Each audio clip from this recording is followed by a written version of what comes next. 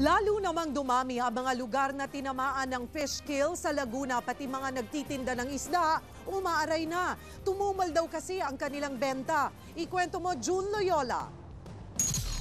Kung gaano karami ang laglutangan tilapia sa Laguna Lake, ganon naman katumal ang benta nito sa ilang palengke dito sa Calamba.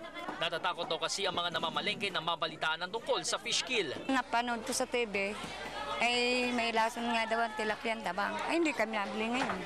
Medyo alanganin po akong bumili. Kasi ganyan nga, pagka medyo may balita, medyo mag-iisip po kung anong magandang bilhin. Itong naisip kong bilhin, ganunggong. Kaya ang ilang tindera, suma-sideline na muna para lang may pantustos. Ano pong sideline ninyo? Nagluluto po ako sa sa pamilya ng mga amante. Bakit ho? Paano nga kulang sa panggastos namin sa pang-araw-araw. Tuloy din ang kalbaryo sa mga palaisdaan gaya ng kay Mang Saturnino. Halos wala nang mahuling sariwang isda, kaya ang mga bangka nakatiwangwang na lang. Dismayado si Mang Saturnino dahil ang kikitain daw niya sana sa dangdang tilapiyang naglutangan sa kanyang fish cage. Panggastos dapat ng 2 apo niya sa pasukan. Nanghihinayang kami sa mga namamatay na isdang yan. Kasi pagka diyan nga kami nakuha ng ng panggastos. Sa monitoring ng Laguna Lake Development Authority, umabot na sa 30 tonelada ang mga tilapiyang namatay sa Laguna Lake. Nagkakahalaga ito ng mahigit 1 milyong piso.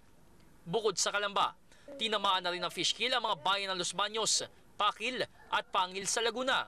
Maging ang bayan ng Halahala sa Rizal, inabot na rin. Kaya ang mga mangingisda sa Taal, Batangas, inutusan ng hanguin ang kanilang mga isda dahil posibleng sumunod na daw sila. Sabi ng BIFAR, posibleng dahil ito sa papasok na panahon ng tag-ulan. Pag bumaba daw kasi ang temperatura, nagbabago din ang level ng oxygen sa tubig na posibleng magdulot ng fish kill. Napansin din ng LLDA ang pagdami ng lumot sa tubig. Hindi naman nakayanan ng ating lake yung pagdami ng liya. So nagkaroon ng oxygen depletion. Tansya ng LLDA, posibleng umabot hanggang Hunyo bago bumalik sa normal ang sitwasyon sa Laguna Lake. June Loyola, News 5.